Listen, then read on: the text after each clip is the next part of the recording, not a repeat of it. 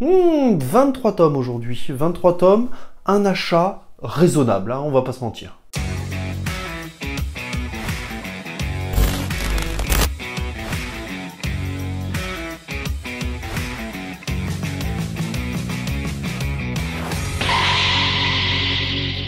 Yo, c'est Ingé, j'espère que tu vas bien, bienvenue dans cette nouvelle vidéo achat.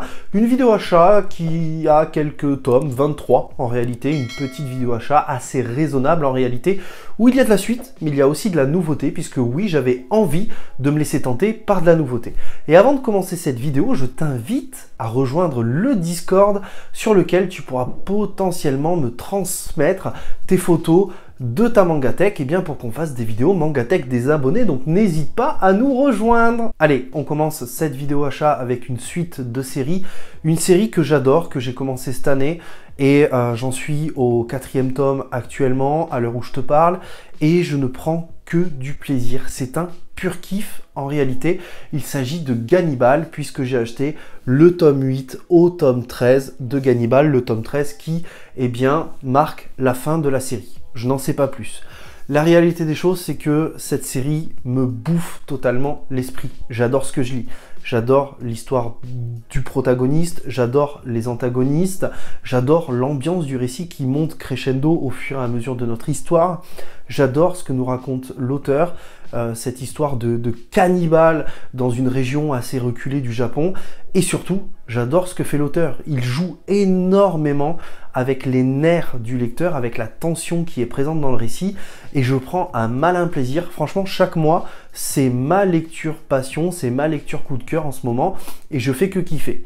Mais je me pose la question, est-ce qu'on continue sur ce rythme où je te parle de 2-3 tomes de Gannibal chaque mois, ou est-ce qu'on se dit qu'on fait un marathon manga sur les 5-6 derniers tomes, même si finalement tout le monde n'aura pas vu mon avis sur les premiers tomes, ou alors il faudra les piocher dans les reviews lecture. Mais vraiment, je me dis que ça peut être une super idée, parce que Gannibal, c'est typiquement la série où il y a énormément de rebondissements, et où les réactions peuvent être assez surprenante du lecteur. Donc voilà, je te pose la question, n'hésite pas à me dire en commentaire si tu es plus chaud pour qu'on continue à en parler en review à hauteur de 2-3 tomes par mois, ou si on en fait un marathon manga sur les 5-6 derniers tomes pour une vidéo dédiée à Gannibal. En tout cas, quoi qu'il en coûte, sache que te faire plaisir, ça me fait plaisir, donc il n'y a aucun souci à ce niveau-là. Allez, on continue avec une suite de séries, qui est d'ailleurs la deuxième série coup de cœur de cette année, que je ne connaissais pas, une vraie belle découverte, que je prends elle aussi un malin plaisir à lire tous les mois à hauteur de 2-3 tomes mensuellement. Il s'agit de Full Metal Alchemist, tome 9, et si je dis pas de bêtises, on doit être à la moitié de la série avec ce tome 9, puisque je crois que la fin de la série, c'est tome 18 en perfecte édition. N'hésite pas à me corriger si je me trompe dans les commentaires, bien évidemment. Full Metal Alchemist, c'est une série que j'aime beaucoup l'histoire très prenante des personnages d'Edward et d'Alphonse, des personnages qui sont en réalité plutôt attachants. C'est une série qui a beaucoup de rythme, qui a un monde plutôt intéressant. On est vraiment proche de l'heroic fantasy en réalité. Le magic building, lui aussi, est intéressant. Les combats sont plutôt dynamiques, et ce que j'aime, c'est que même si on a l'alchimie qui est énormément présente dans le récit, et bien finalement, on n'est pas que sur des combats d'alchimistes, on est aussi sur des combats qui mettent en avant le corps à corps, donc c'est plutôt cool. L'édition, elle est juste magnifique, la cover est incroyable. Si on retire la cover, ce qu'il y a dessus, c'est encore plus incroyable, puisqu'on a des crayonnés de dessin comme ça, c'est chouette, c'est très très chouette. Et vraiment, c'est une série que j'aime beaucoup ce qu'elle nous raconte, j'aime beaucoup les thématiques. Il y a plusieurs moments dans ma lecture où j'ai été ému en fait, de par les discours, de par ce que nous raconte la série. Et pour le moment, le seul point faible, je dirais, de la série, c'est les dessins. Alors, les dessins ne sont pas moches, bien au contraire, mais c'est surtout les cases autour, au fond. Si on prend par exemple ces deux pages, vous voyez, tout en arrière-plan, on n'a que des fonds blancs. Et je trouve que c'est dommage par rapport à d'autres récits où c'est beaucoup plus détaillé. Là, on est vraiment dans le minimalisme d'une certaine manière, il y a très peu de détails, et c'est un petit peu dommage. Mais franchement, ça n'entache en rien la qualité du récit, la qualité du scénario et de façon générale les dessins. Là, je suis un peu pointilleux en réalité quand je vous dis ça. Donc FMA, vraiment très très bonne série pour l'instant. Et à voir comment on finit le récit, est-ce que je vous en parle dans une review mensuelle, est-ce que je vous fais un marathon manga des 4-5 derniers tomes aussi, à voir. C'est vous qui me proposez, dites-moi dans les commentaires, ça m'intéresse. Nouveauté cette fois, nouveauté d'une série que j'ai découverte il y a quelques temps maintenant en animé sur Netflix avec sa première saison. Je crois qu'il y a une deuxième saison que je n'ai toujours pas vue et surtout que je n'ai jamais lue. Et je me suis dit pourquoi pas, j'ai trouvé une occasion sur Vinted qui m'intéressait et j'ai trouvé les 13 premiers tomes de One Punch Man. Voilà, et ça me fait ultra plaisir. Alors One Punch Man, c'est vraiment l'animé sur lequel je suis tombé totalement par hasard sur Netflix en réalité. J'ai regardé et j'ai adoré le concept. Je trouve ça mais tellement con, voilà.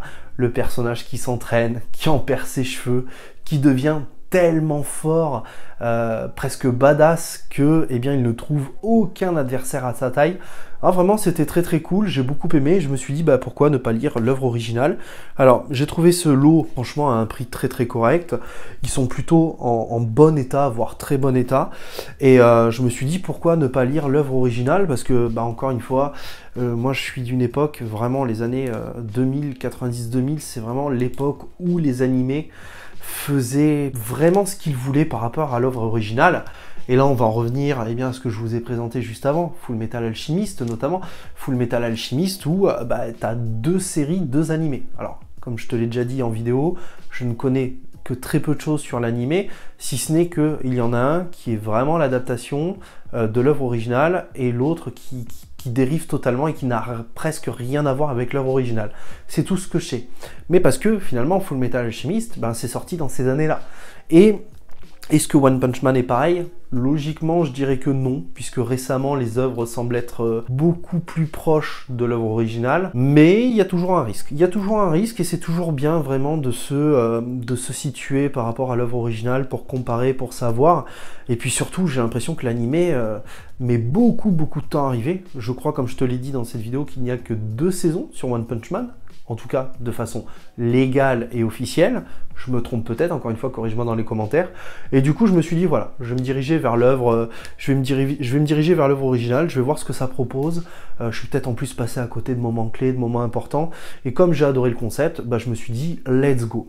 Encore une fois, je te pose la question, marathon manga ou on en parle de façon mensuelle de ces œuvres-là? Hein, dis-moi dans les commentaires. Allez, on continue avec la suite de nos achats. Avant-dernier achat, il s'agit d'un seul tome, un gros tome, dont le prix m'a fait un peu frissonner quand je suis passé à la caisse. 16 € pour ce beau bébé City Hunter, tome 1 de Tsukasa Ojo. Alors, pourquoi City Hunter?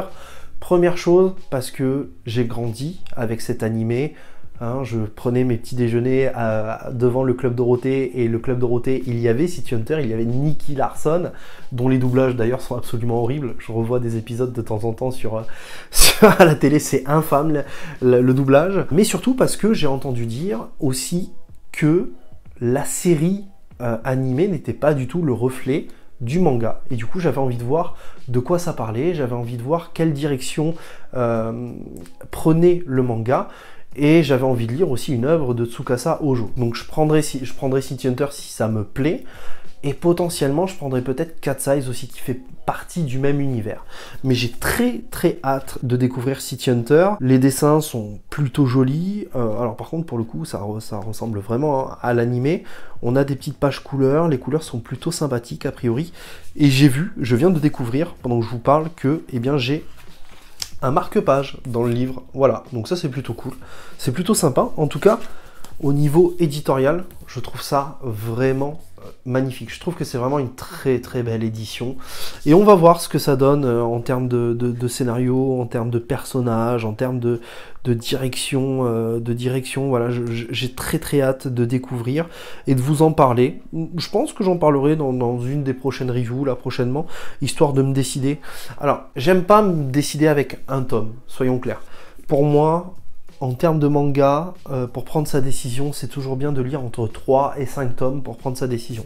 Donc un tome ne suffira peut-être pas. Après, là, on est sur une une édition perfecte, donc normalement c'est des doubles volumes, donc normalement 2, peut-être 3 tomes maximum suffiront pour me convaincre ou me dire que c'est pas du tout pour moi. Et enfin, on termine avec 2 gros bébés de chez Casterman, cette fois, une série que j'ai vue très longtemps dans la bibliothèque de mes potes, sur laquelle je ne suis jamais allé.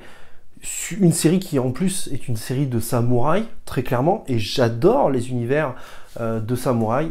Je suis un grand fan de Kenshin Rurouni, alors un peu moins samouraï, mais j'ai beaucoup aimé Basilisk aussi, j'ai adoré Samurai Champloo, et bien d'autres, et du coup, avec la réédition, eh bien, je me suis pris les 2 tomes de L'Habitant de l'Infini. Voilà, donc Habitant de l'Infini, c'est une série qui me hype pas mal, de par déjà le genre dont on parle, puisqu'on parle de samouraï. C'est des beaux bébés, encore une fois, on est sur des bébés assez, voilà, c'est assez lourd, des doubles volumes. Juste un point que je trouve un petit peu dommage, c'est peut-être que j'aurais aimé qu'on ait une édition aussi grande que City Hunter ou que Full Metal Alchemist. Pour moi, il manque quelques centimètres en termes de hauteur à cette édition-là, pour qu'elle soit vraiment magnifique. Ça, c'est la première chose. La deuxième chose, c'est la couverture. Alors, elle est cartonnée, hein, enfin cartonnée. Elle est souple, hein, souple cartonnée. Elle est très jolie, cette couverture. Pour autant, encore une fois, je préfère largement les covers de City Hunter, par exemple, comme ceci, ou les covers de Full Metal Alchemist, qui sont vraiment beaucoup plus belles. Mais en même temps, cette cover de L'Habitant de l'Infini, je la trouve très sympathique parce que elle est vraiment dans l'ambiance, dans le style samouraï. Ça a un truc, donc on verra ce que ça donne. Mais vraiment, elles sont très jolies, ces covers, avec ce crayonné là-dessus, c'est magnifique. Et j'ai hâte de découvrir de quoi ça parle. J'ai juste lu le synopsis, pardon. Très honnêtement, je me suis juste renseigné sur ce synopsis-là, qui nous parle justement d'un samouraï, voilà, qui a priori serait immortel. Donc voilà, quelques achats plutôt sympathiques. On a été assez raisonnable ce mois-ci. En même temps, vu les 2 précédents mois, on va se calmer un petit peu hein, sur les achats, même si j'ai toujours envie d'acheter 2-3 trucs et de continuer surtout, mais de continuer d'avoir les séries, de les finir pour en faire d'autres. Mais vraiment, j'ai très hâte de lire tout ça. L'Habitant de l'Infini, encore une fois, je pense que je vous le présenterai en review lecture. On verra si ces 2 tomes sont suffisants pour me décider à prendre la suite ou non. N'hésite pas à me dire dans les commentaires ce que tu as acheté dans tes achats du mois en termes de manga. N'hésite pas à me dire dans les commentaires ce que tu penses de mes achats. Et n'hésite pas, bien sûr, à me dire dans les commentaires si tu veux un marathon manga One Punch Man, si tu veux un marathon manga Gannibal. N'hésite pas à me dire, tout ça, ça m'intéresse, et bien évidemment, je te répondrai comme à chaque vidéo. Voilà, je te dis à très vite, prends bien soin de toi, surtout n'oublie pas, de grands mangas impliquent de très grandes lectures. Ciao!